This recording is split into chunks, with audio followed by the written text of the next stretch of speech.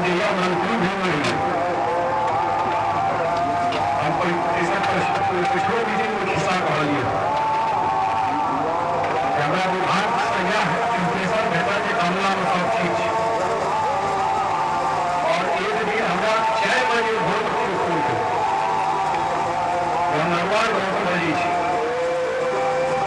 बाढ़ के लिए पूरा गाँव गई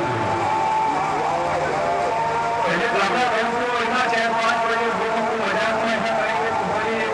इस चीज रहते हमारा जानकारी रहता है हम वेरीफाई करेंगे बात सही है याद है 2019 के लिए याद है कहाँ से 5 फुट के लिए बहुत सारा किया और तकर बाद कमला कर सुरक्षित होते बहुत सरकार चले छूट आदरणीय मुख्यमंत्री जी से पूरा आए के इंस्पेक्शन के लिए कमला में पहली बेर जो नया तकनीकी से काज हो बिहार में कमला में पहली बेर बाढ़ टूटला के बादे हम सब शुरू के नरवार में जहाँ सीट पर लगा दिया है तो मुख्यमंत्री जी अपनो आज तक खाद वगैरह करके ये कहना वो ड्रिलिंग हुई आज तक बिहार में लोहा के स्टील पाइप लगते बांध से आज तक बिहार में लोग मिलते हुए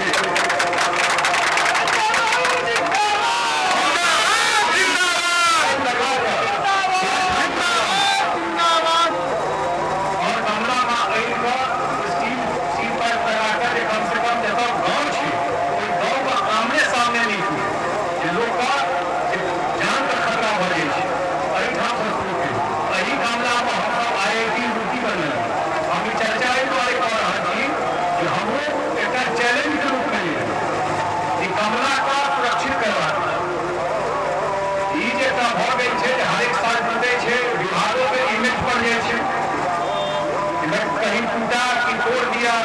बनाया काम अच्छा किया बुरा किया वहाँ बुरा कम दिया यहाँ ज्यादा दे दिया वहाँ पैसा बना दिया यहाँ गड़बड़ कर दिया कुछ एहन हो जाए कि परमानेंट का इलाज हो जाए और वही तरह माफी छोड़ दीजिए बैठी बुरा लेंगे के बाद हम बैठेंगे सब लेके आइए बैठिए और बात से काज शुरू करेंगे और सबसे पहले मुख्यमंत्री जी जयनगर में बराज बन रहा 400 करोड़ का बना तो बराज बन जाते तो पूरा का पूरा इसे जयनगर का चीज में 600 लौका और कोटराम आलू दरभंगा का नाम पर पूजा तक 6 समस्तीपुर और तब तक